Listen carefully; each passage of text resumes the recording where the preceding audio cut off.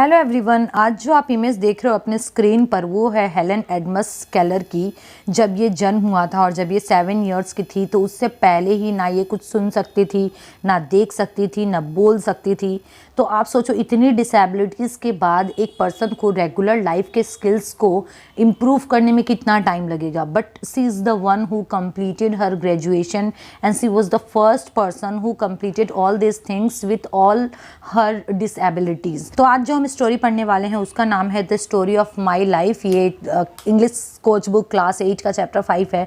उससे पहले ऑलरेडी बहुत सारे वीडियोस अपलोडेड है, अगर आपने नहीं देखे हैं then you can go and visit my playlist. और भी अदर बुक्स के भी वीडियोस बने हुए आप जाकर देखिए। आई एम श्योर दैट आपको आपका कॉमन बुक का कंप्लीट प्लेलिस्ट जरूर मिल जाएगा। Welcome back everyone, this is Aarti Sharma, you are watching Study Table. If you haven't subscribed my channel yet then please do so and let's start the chapters introduction. Okay, Helen Edmus Keller 1880 to 1968 was an American author, educator, lecturer and political activist. Helen was born in Tuscumbia, Alabama to Arthur H. Keller, a newspaper editor, and Kate Adams Keller. देखिए तो Helen Adamas Keller जो थी इनका time Spain ये है 1880 से लेकर 1968 तक सी वॉज अलाइव। एंड ये एक अमेरिकन ऑथर है, एडुकेटर है, लेक्चरर है, यहाँ तक कि पॉलिटिकल एक्टिविस्ट भी है। ओके, एंड इनका जन्म जो है ना टस्कम्बिया में हुआ था जो कि अल्बामा में पड़ता है। और इनका जन्म जिस घर में हुआ था उनका नाम था अर्थर एच केलर जो कि एक न्यूज़पेपर के एडिटर थे, and Kate Adams Keller. When she was 19 months old, Helen contracted an illness that left her deaf and blind. तो देखो जब वो मात्र 19 महीने के थी, ओके मतलब इट मीन्स दैट 2 साल भी पूरे नहीं हुए थे, तब उनको एक अजीब सी एक लाइक बीमारी हुई जिसके चलते वो पूरी तरीके से डीफ हो गई एंड ब्लाइंड हो गई। When she was almost 7 years old, Annie Mansfield Sylvian, a partially blind 21-year-old woman, arrived in Tuscumbia to be Helen's teacher. और जब हेलन केलर 7 इयर्स की हुई थी तब एनी मैंसफील्ड सल्वियन बोलकर एक टीचर आती है जो कि खुद पार्सली ब्लाइंड थी और उनकी एज थी 21 ईयर, और वो टस्कम्बिया में आती है और हेलन केलर की टीचर बनती है। With the help of her beloved teacher Helen quickly and eagerly learn to read and write. और अपने टीचर के हेल्प से हेलन केलर काफ़ी कुछ लिखना और पढ़ना समझती है।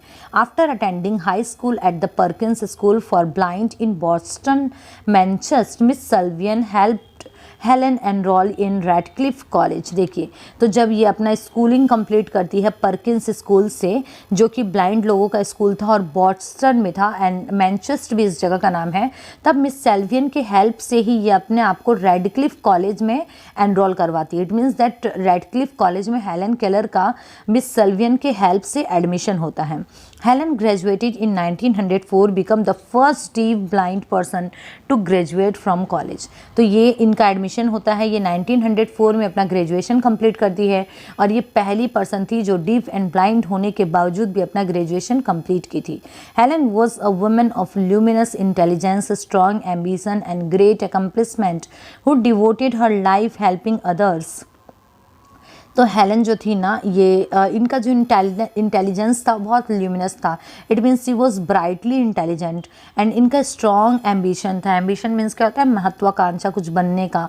एंड एकम्प्लिशमेंट था। एकम्प्लिशमेंट क्या होता है? हमारे भीतर एक इच्छा होती है कि हम कुछ करना चाहते हैं, और इनके भीतर एक इच्छा थी, ये दूसरों को ऑलवेज हेल्प करना चाहती थी।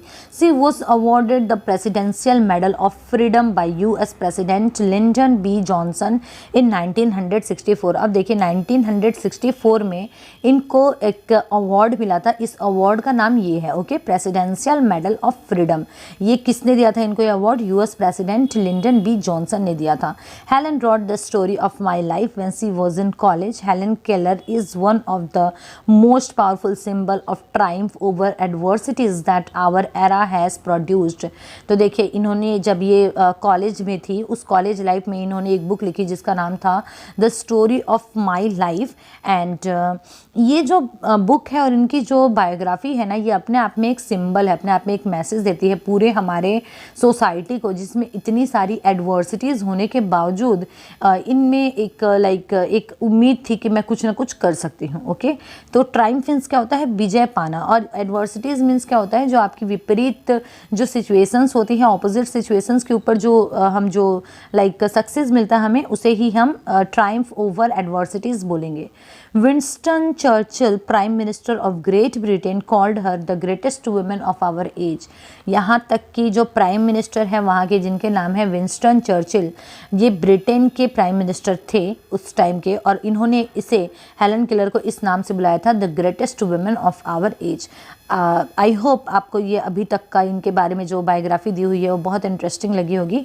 अब चलिए हम इस चैप्टर को समझते हैं, और इस चैप्टर के थ्रू इन्होंने अपने लाइफ के बारे में बताया है कि कैसे वो फील करती थी, कैसे उन्हें मिस सल्वियन टीचर मिली, एंड किस तरीके से उन्होंने एक एक चीज़ को समझा, उन्हें क्या प्रॉब्लम्स आती थी। तो चलिए हम शुरू करते हैं। Meanwhile the desire to express myself grew. अब देखिए इस चैप्टर के शुरू होते ही हमें क्या इंट्रोडक्शन मिल रहा है कि उस समय की बात है जब मेरे भीतर जो एक डिज़ायर थी, एक चाह थी कि मैं खुद को एक्सप्रेस कर पाऊँ लोगों के सामने, वो दिन पर दिन बढ़ती जा रही थी।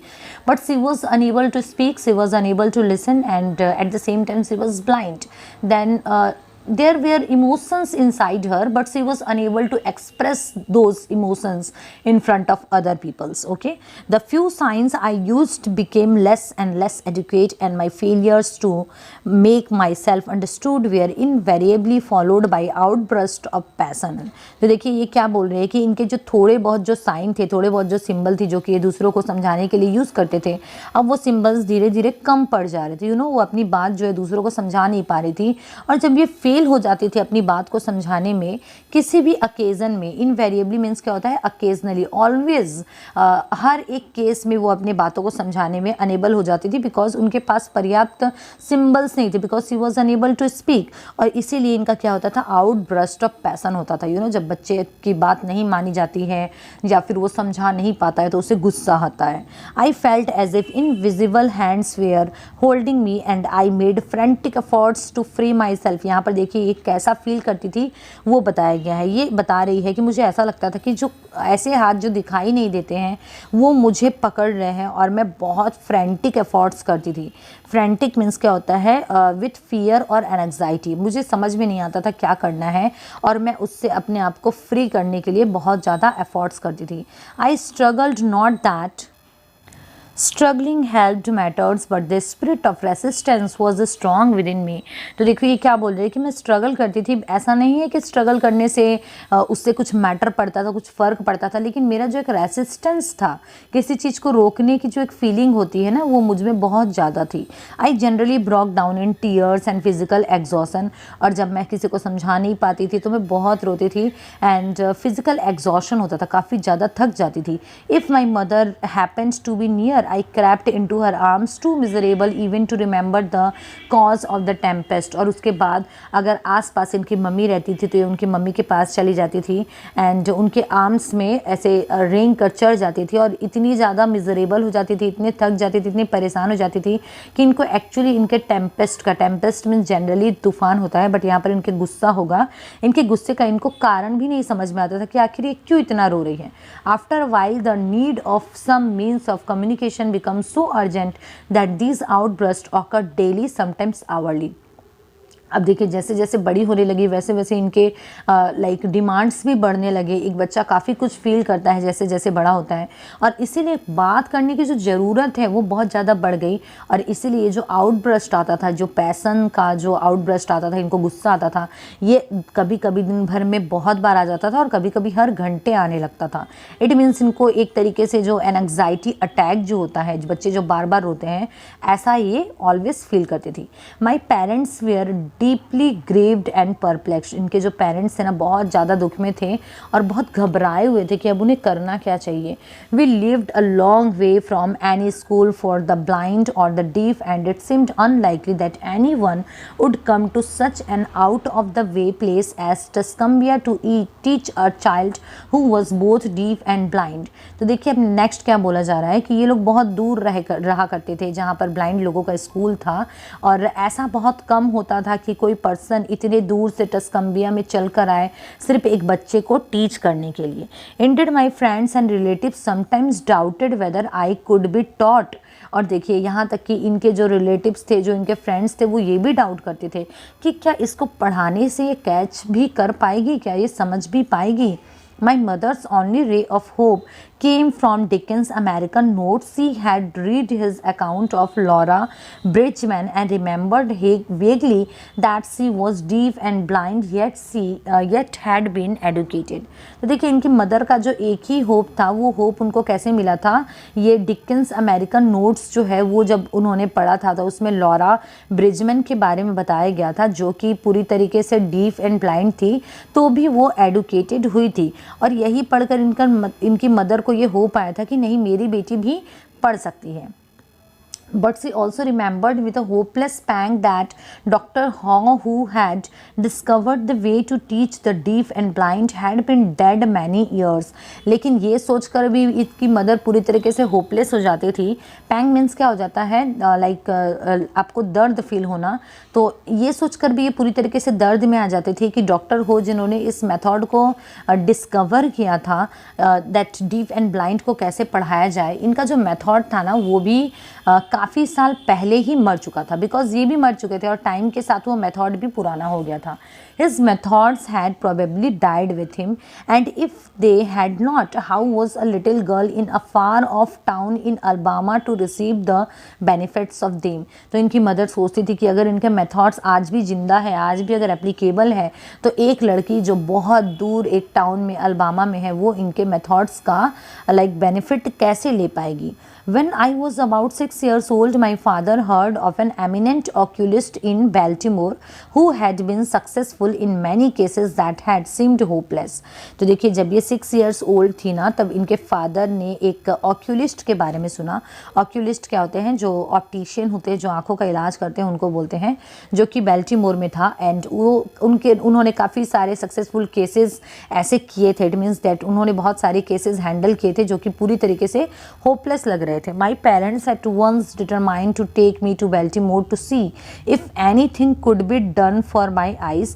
और इनके जो फादर थे इनको बेल्टीमोर लेकर जाते हैं उसके पास, ऑक्यूलिस्ट के पास, कि क्या इसके आँखों का कुछ हो सकता है या नहीं।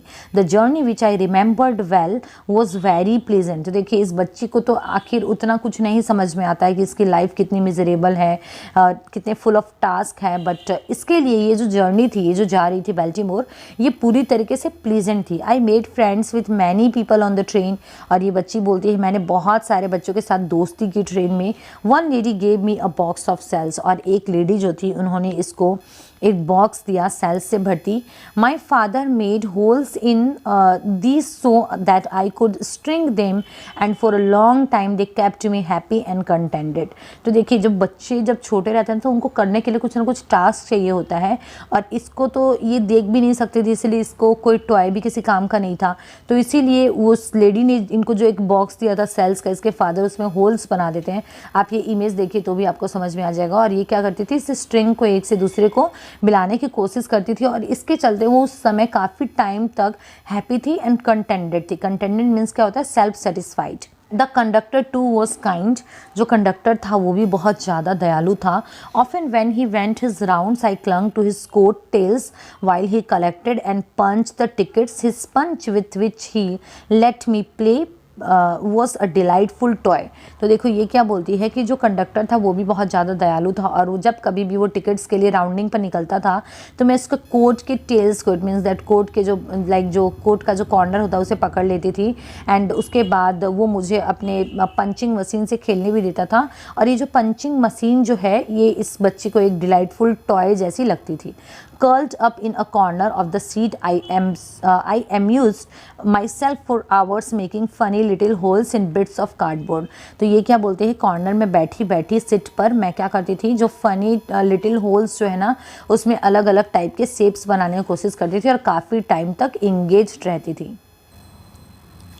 माई aunt made me a big doll out of towels. और उसके बाद इसकी जो आंट थी इसने एक टॉवल से इसके लिए एक बड़ी सी डॉल बना दी थी। It was the most comical shapeless thing, this improvise doll with no nose mouth ears और eyes, nothing that even the imagination of a child could convert into a face. तो देखो ये क्या बोलती है कि ये जो टॉवल से बनी हुई जो डॉल थी बहुत कॉमिकल लग रही थी, शेपलेस लग रही थी। इसमें कोई नोज़ नहीं था, माउथ नहीं था, आईज़ नहीं थे, ईयर्स नहीं थे, और ये एक इस टाइप की डॉल थी जो कि कोई भी बच्चा कभी भी अपने माइंड में इमेजिन नहीं करेगा। Curiously enough the absence of every struck me more than all the other defects put together.